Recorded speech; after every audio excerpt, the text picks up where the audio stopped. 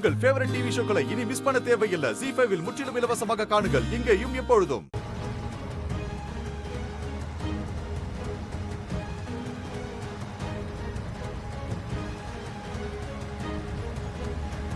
Sir, seat பெல்ட்டை போடுங்க sir. போடுங்க சார், சேஃப்டி ரொம்ப முக்கியம்ல.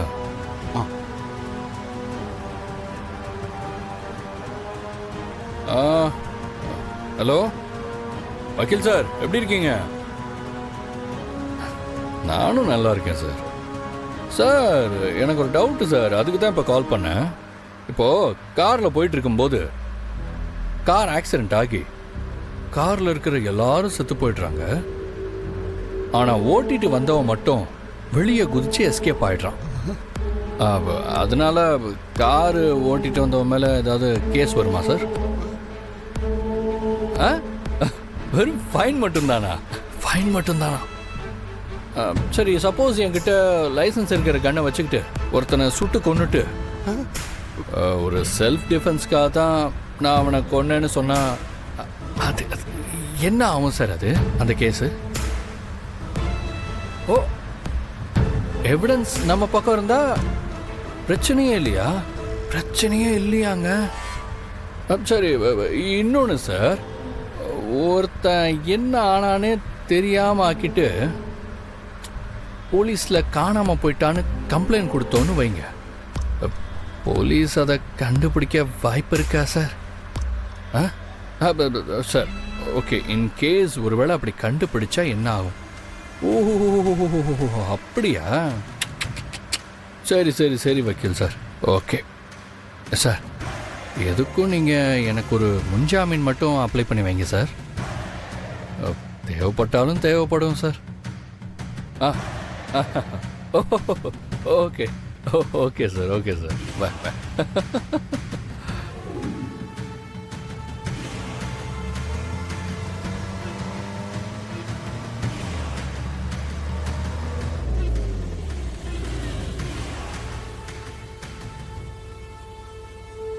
தர்மலிங்கம் சார், கொஞ்சம் இறங்குங்களா? எதுக்கு சார்? உங்ககிட்ட கொஞ்சம் பேசணும் சார். கார் ஓட்டிக்கிட்டு பேசினா ரொம்ப கஷ்டமாக இருக்கு. இறங்குங்க சார்.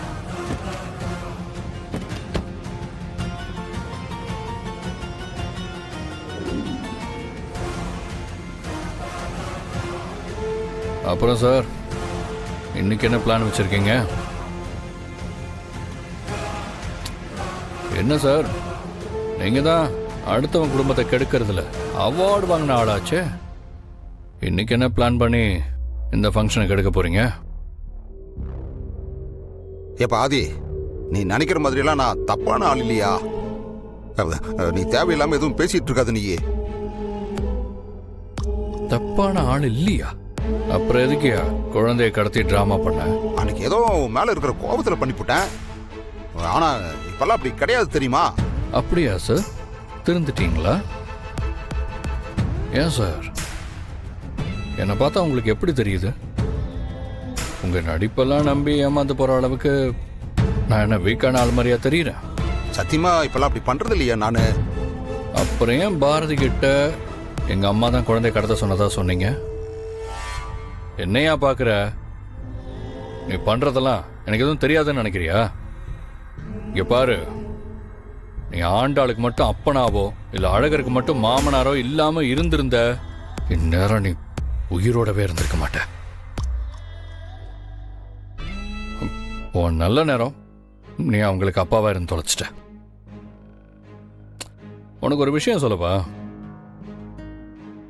இந்த விஷயத்த நான் என் பொண்டாட்டிக்கிட்ட கூட சொன்னதில்லை. ஒரு தடவை இதே மாதிரிதான் என் பொண்ணை தூக்கிட்டு போன ஒருத்தனை அடிச்சு போலீஸ்லாம் பிடிச்சி கொடுத்துட்டோம். ஊரை பொறுத்த வரைக்கும் அவன் ஜெயிலில் தான் இருந்தான்னு நினச்சிட்டு இருந்தாங்க.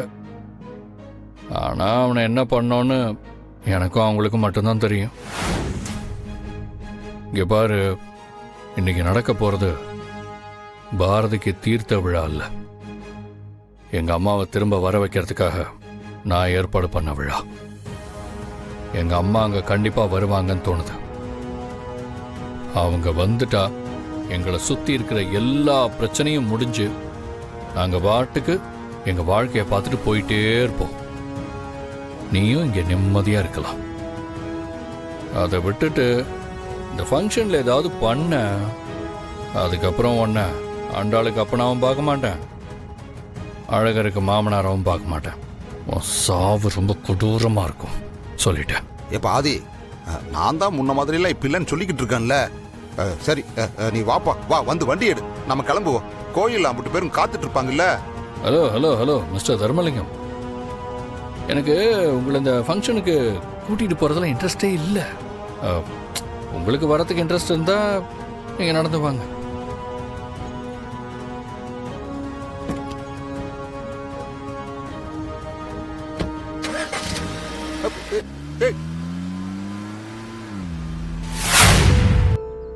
டேய், இங்க என்னடா பண்ணிட்டு இருக்க? உள்ள பாரதியோட ஃபங்க்ஷன் இருக்கு, ஞாபகம் இருக்கா இல்லையா உனக்கு? இந்த ஃபங்க்ஷனை நீ ஏன் வைக்க சொன்னேன்னு உனக்கு ஞாபகம் இருக்கா?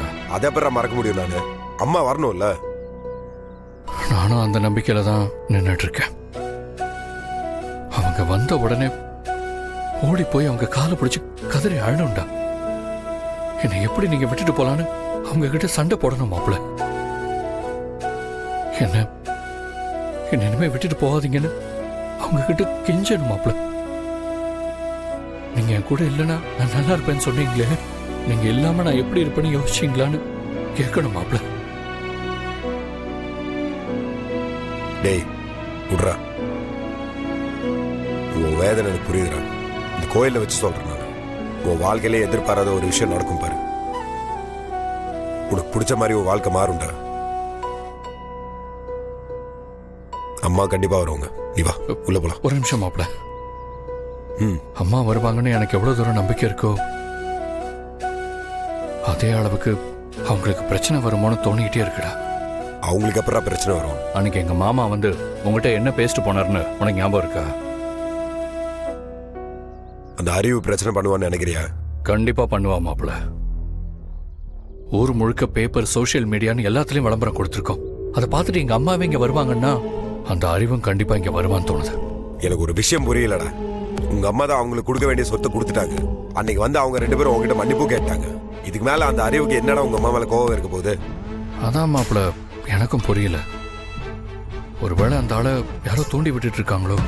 அந்த ஆள் அப்படி தூண்டி விட்டு யாருக்கு என்ன மாப்பிள்ள லாபம்? லாபம் இல்லாம யாரும் இதை செய்ய போறது இல்லதான். ஆனா இது சொத்து விஷயம் மாப்பிள்ள. எவ்வளவு கிடைச்சாலும் பத்தாதுன்னு தான் தோணும். சொத்துக்காக அந்த அறிவு ஏற்கனவே எங்க அம்மாவை கொலை பண்ற அளவுக்கு போயிருக்கா. அப்ப திரும்ப வந்து அவன் மன்னிப்பு கேட்டது கூட நடிப்பா இருக்குமோன்னு ஒரு சந்தேகமா இருக்குடா மாப்பிள்ள.